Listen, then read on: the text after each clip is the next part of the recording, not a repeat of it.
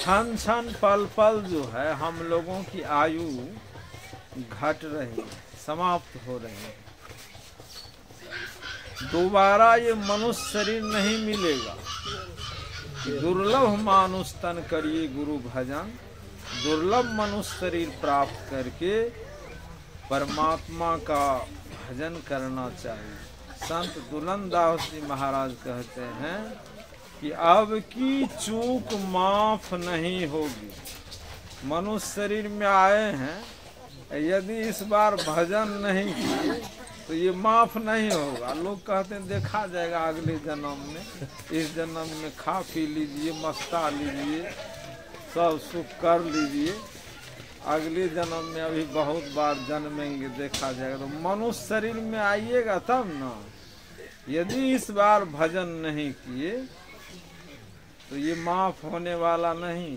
भगवान श्री राम कहते हैं ना, कबहुक करी करुणा नर देही देत ईश बिन हेतु सने। कभी जो है ईश्वर जीव के ऊपर दया करके इसको मनुष्य का शरीर देते हैं। मनुष्य शरीर इसको देते हैं, ये ईश्वर भजन करता है कि नहीं करता। मनुष्य शरीर तो दिया, लेकिन जन्म लेने के साथ हम उसको भूल जाते हैं। गोस्वामी तुलसीदास जी महाराज कहते हैं कि जन्मत पहले छींक भई पीछे दिन्हा रोज।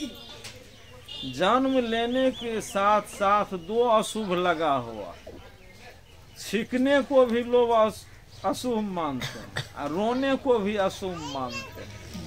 कि जन्म लेने के साथ बच्चा छींकता है और रोता है तो कहता है कहाँ कहाँ कहाँ। मतलब गर्भवास में कबूल किए थे मैं भजन करूँगा तेरा।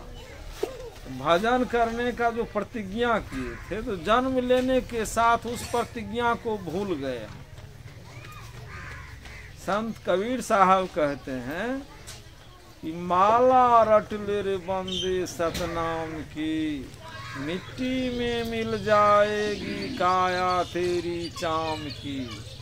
जिस दिन तुम था माता गर्भ में कष्ट बहुत ही सहता था, ऊपर और नीचे से भाई मल मूत्र में पड़ा रहता था। घोर नरक से बाहर किया है महिमा है सतनाम की। माला रट ले रे बंदे सतनाम।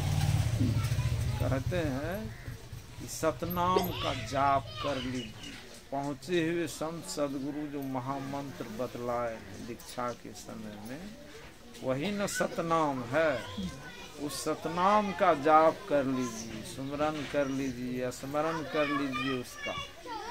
माला रट ले रे बंदे सतनाम। ये काया जो है, ये शरीर जो है मिट्टी में मिल जाएगा, कोई रहने के लिए नहीं आया। स्वामी ब्रह्मानंद जी महाराज कहते हैं कि काल गति बलवान साधो काल गति बलवान। एक दिन सबको जाना होगा निर्धन हो या धनवान रे। बड़े बड़े पृथ्वी के राजा प्रिय व्रत सगर समान रे। सब ही मिली गए धरनी के माही रहा न नामो निशान रे। धरनी मन धरती, धरती में सब मिल गया ना। बड़े बड़े पृथ्वी के राजा प्रियव्रत सगर सब चले गए, मर गए, इस धरती में समा गए। काल की गति इतनी बलवान है कि सब काल की गाल का चवेना बन जाता है, कोई रहने के लिए नहीं आया। इसीलिए चाहे वो धनी हो, धनवान हो कि निर्धन हो, राष्ट्रपति प्रधानमंत्री हो कि प्यून चपरासी मेहतर हो, कोई हो, सबको जाना, किसी को रहना नहीं। जब यहाँ से जाएंगे तो तैयारी हमारी अच्छी होनी चाहिए ना। बीपीएससी का टीचर बनिए तो सुत करके बन जाइएगा, सुतनवा बनेगा, पठनवा बनेगा। दिन रात एक करके जो पढ़ता है वही ना फेस करता है उस कंपटीशन को। इसीलिए दिन रात एक करके जाने की भी तैयारी करनी है। तो स्वामी ब्रह्मानंद जी महाराज कहते हैं सब चले गए, सब चले जाएंगे, कोई रहेंगे नहीं, रहने के लिए नहीं आया। इसलिए अर्जुन भीमसेन से योद्धा जिनके अचरज मान। अर्जुन और भीम जैसे योद्धा, अर्जुन को नर का अवतार कहा जाता था, वो भी चले गए। 10,000 हाथी का बल वाला भीम, वे भी चले गए। उनका भी अभिमान चूर चूर हो गया। योगी यति तपी सन्यासी छोड़ गए सब प्राण। योगी सन्यासी तपस्वी ब्रह्मचारी सब प्राण त्याग कर चले गए। इस दुनिया में रहना नहीं यह निश्चय कर जान रे। ब्रह्मानंद छोड़कर सब चिंता सुमरो श्री भगवान। इस संसार में रहने के लिए कोई नहीं आया, यह निश्चित रूप से जान लीजिए। इसीलिए सभी चिंताओं का त्याग कर जो है ईश्वर का भजन करना चाहिए, उसका ध्यान करना चाहिए। संत कबीर साहब जो कहते हैं कि बचपन बिता दी खेल कूद में, यौवन मस्त जवान हुआ, चेहरे ऊपर चांदनी बल का अति अभिमान हुआ।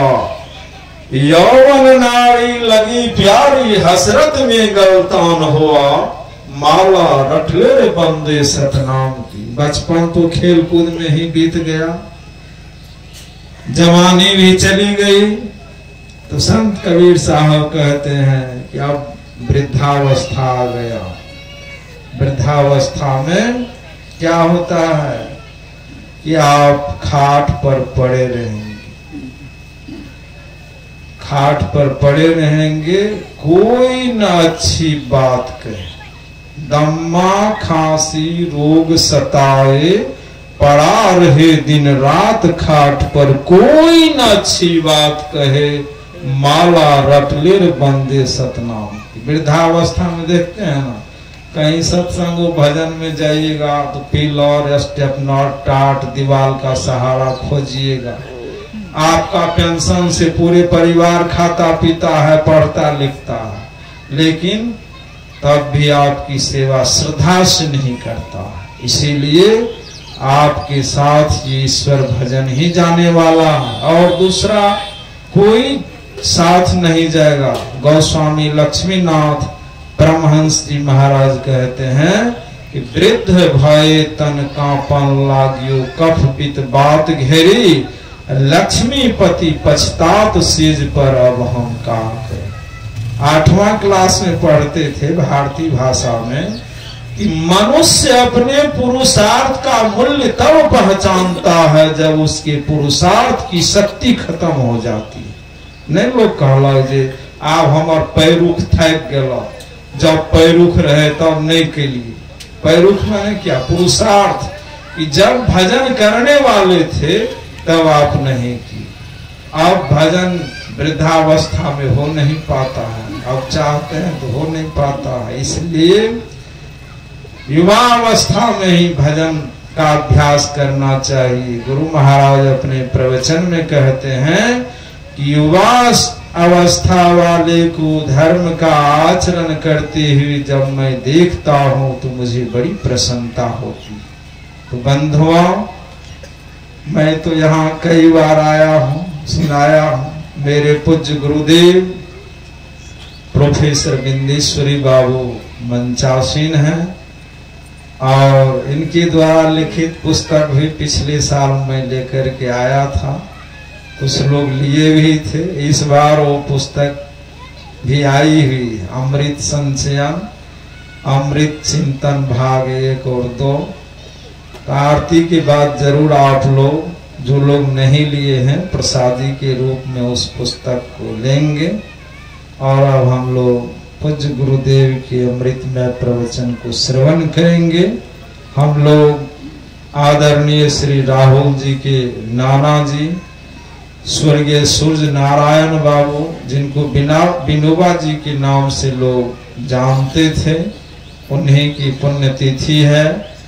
विनोबा जी की, विनोबा बाबू की, उनका बहुत बड़ा पुण्य था, पुण्यात्मा थे कि प्रत्येक साल उनके दामाद, उनकी सुपुत्री, उनका नाती जो है बड़ी श्रद्धा प्रेम के साथ उदार भाव से संत मत सत्संग का आयोजन कर समाज के लोगों को संत मत का ज्ञान ध्यान दिलाते रहते हैं।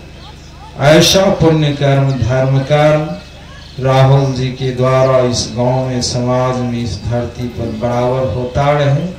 बोलिए प्रेम से श्री सद्गुरु महाराज की जय।